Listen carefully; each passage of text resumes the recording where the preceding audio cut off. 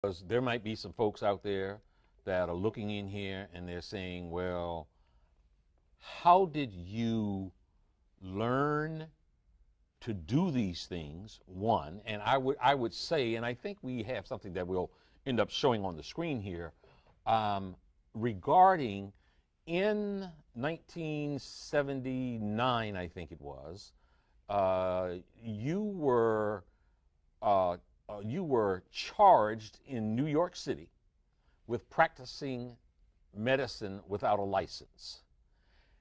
You were ultimately charged, indicted, and taken before the New York Supreme Court. And I would advise my viewers who might be questioning your authenticity that you won that case. Now, so the charge was practicing medicine without a license and claiming that you had a remedy to cure AIDS, cancer, and diabetes. So the question is, how did you win that case against what some people say are the toughest prosecutors in the land? Well, it was 1987. 87, not 79, 87. The 10th of February. Okay. My mother knew they were coming. When I told my mama that I had cured my 13 AIDS patient, she said, "They gonna get you. They gonna get you." So let me stop you there. You said I cured my 13 AIDS patients. Yeah. So you had 13 patients Yeah. who had AIDS. Yeah. And then you say you cured them. Sure. Keep talking. So my mother said, "They're gonna get you." I said, "But Mom, why are they gonna get me?" Because you must remember that you live in a society that supports a certain philosophy and a certain system. You being the color that you are, black, and then you're going against the grain, they're going to get you. So when I'm in my office on February the 10th, here come the detectives. You are charged with practicing medicine without a license, selling product not approved by the FDA, and claiming to cure AIDS and other diseases. Mm-hmm. I said, yes. Well, you are making a fraudulent claim. Mm-hmm. I asked the detective, how do you know that? Because you were advertising in newspapers. Of course. I advertised in the Village Voice, the Amsterdam News, and the New York Post. And you were telling people through your advertising that you can cure AIDS, sickle cell, lupus, herpes, blindness, diabetes, paralysis, and others. Okay, so they come knocking on the door and So knocked on my door and took me to jail. But the funny thing about it, I was happy. I was very, very, extremely happy. When everybody in my office was crying, I was happy because my mama told me they were coming. And I knew that I had sufficient evidence to prove my position. Not only scientifically, empirically, historically, and whatever way they would desire. So while I was in jail, I'm saying, I wonder what defense they would have against me. Yeah. I would like to know. But I didn't blame the Attorney General, Mr. Robert Abrams, because why should he accept from me the statement that I cure AIDS and sickle cell and blindness when no one else has ever made those claims? The man had a right to arrest me, but he was making a mistake. So I'm sitting in jail, and I'm happy. When I got out of jail and when I went in front of the judge, I asked 3 questions. And they were? They were, Your Honor. You defended yourself? Of course I did. Okay. Your Honor, is it a fact that the Holy Bible teaches that the herbs are for the healing of the nations? She said, yes. Is it a fact that science shows that the human body is carbon-based, and to complement a carbon-based body, you must have a carbon-based substance to complement it? because the body only accepts a substance through the process of chemical affinity. Chemical affinity is important. It's an electrical transport. Chemical affinity. Okay. The body could only accept what it is made of, not something new or alien to it. Last question. Your Honor, is it a fact that the father of medicine, Mr. Hippocrates, the man that established the principle of medical science today, cured every disease known to man? Did he use herbs or chemicals? She said, herbs. I said, thank you very much. I rest my case. Okay. Go ahead. So I understood that the state were unprepared to defend itself. They were unprepared because in the past there was 2,781 cases that came before the Supreme Court and lost. Yeah. I won. Yeah. Not only did I prove scientifically, but I had the diagnostic sheets, and I do have them today. And those diagnostic sheets didn't come from me. They came from their school, their American medical accredited school. Did I read it correctly where there was some requirement for you to actually bring patients, a patient into court from each of those maladies, and that you brought multiple patients in court who, one, testified themselves, and that you had medical records, one showing that they were victims of the disease, and then showing that it had been cured by one doctor, and then a second doctor verifying what the first doctor had said? Yes. We have to remember this, that whenever you make a statement that goes against the grain, you better be prepared. You better be prepared. The judge said that I had to bring one of every patient that I had cured, and there was one that said others. The others was a man that came from Italy. He was paralyzed. But I was supposed to take 9. I took 77. You took 77 patients in court with you? That's correct. But I knew that my brain was not the same as your brain or any other brain, right? We're unique. Yeah. So when I make a statement, they're going to take my statement and pit it against philosophy. It doesn't fit. I represent an entity that isn't philosophical. And that entity is? Well, it is an African one. I'm an African. And we have to remember that. You see, we think that we could take a philosophy out of Europe or China and inculcate that into the African brain. It does not resonate. It cannot resonate. You cannot be yourself when you've been adulterated. Being that I am an African, I'm going to look at things the African way. And the African way seems to reduce things to the least common denominator. And guess what I found? That there's only one disease, not 2, not 3, 1. When I opened my big black mouth and told the judge that, oh my God. What did you say? I said, Your Honor, there's only one disease.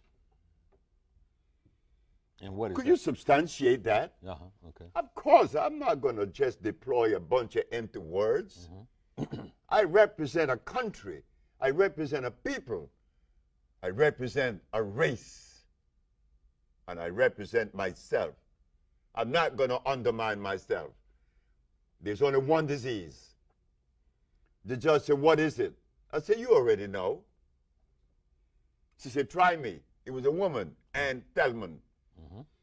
I said, Your Honor, when someone has sinusitis, what is obstructing the nasal passage? She said, mucus. And when another has bronchitis, what is obstructing the bronchial tubes?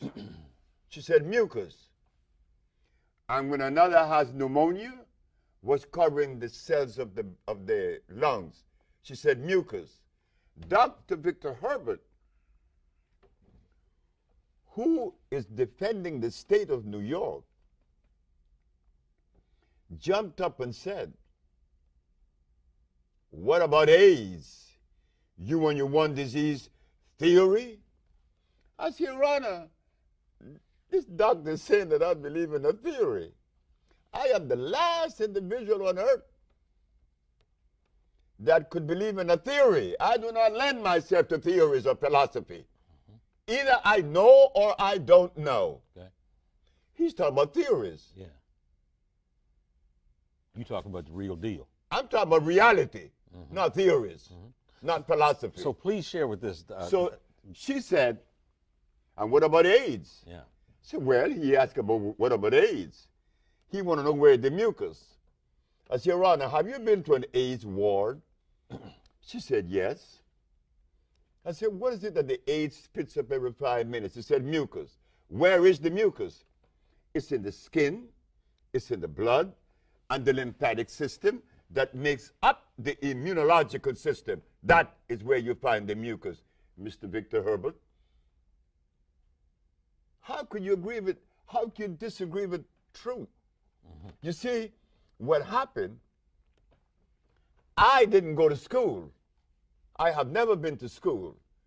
I have never attended any school, kindergarten, grade school, high school, or anything. But I had parents that kept me anchored to the African way, not to the Chinese way, not to the European way, not to the Japanese way. I am an African. Were your patients all of color? No, no. I have patients that are white. I have more white patients than I have black. Okay, so this scourge that, has just run rampant, through the world, AIDS. Can you walk us through as much as you can a step-by-step process where you have a patient that has AIDS and you do XYZ or ABC, and then the patient no longer has AIDS? Can you walk us through that? Of course. When the first patient was a brother in Boston named Michael White, and a sister, she's from D.C. Her name is, oh boy, I forgot her name right now. Okay. But she told me, she said, Dr. Sebi, my brother has AIDS in Boston. So what do you do? I said, well, I must send him the compound. The compound that I made were made to cleanse the cells.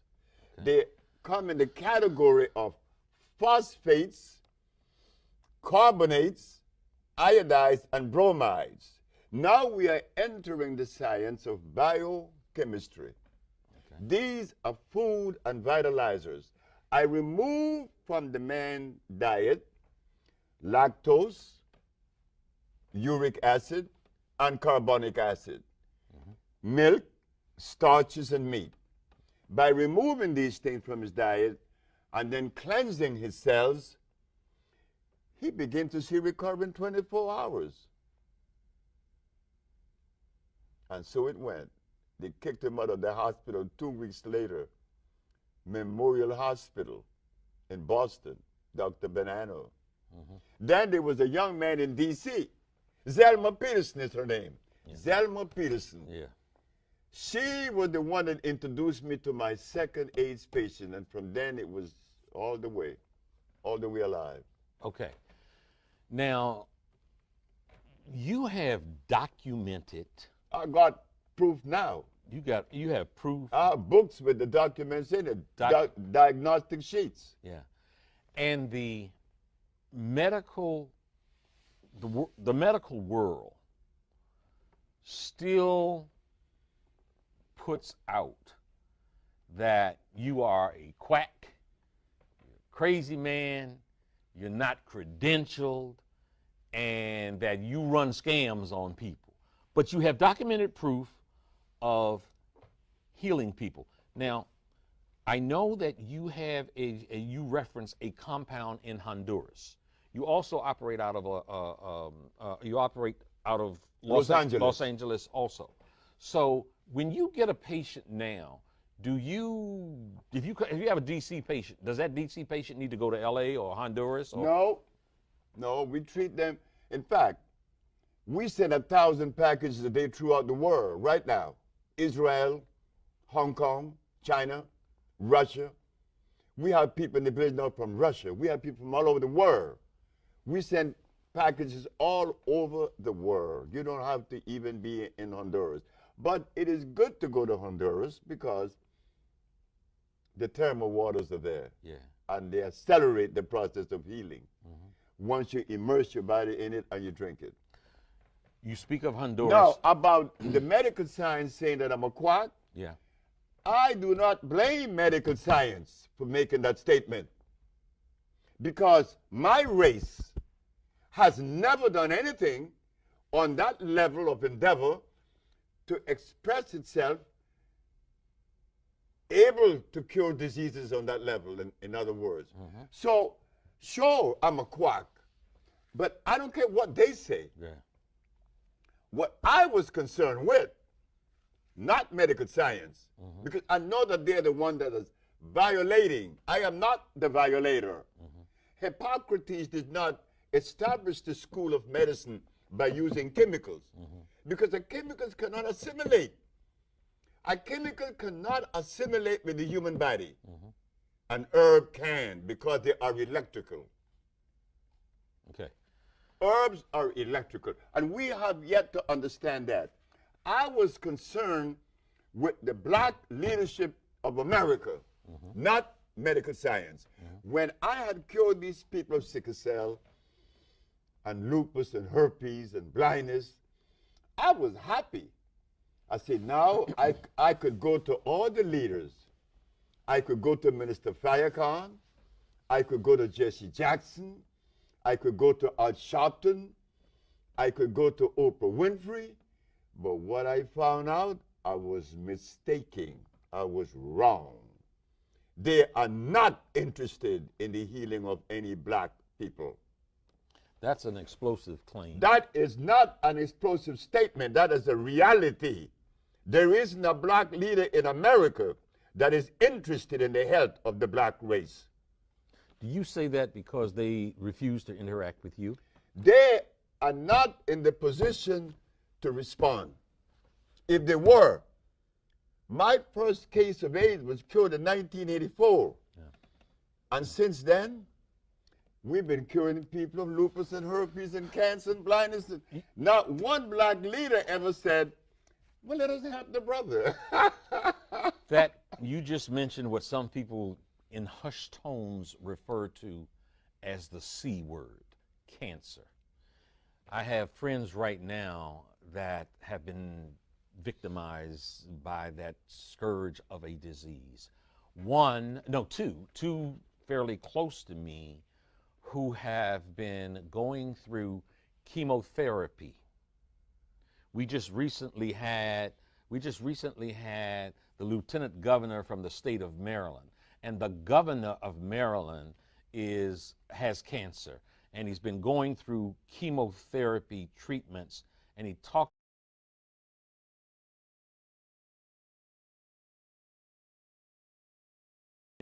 about how devastating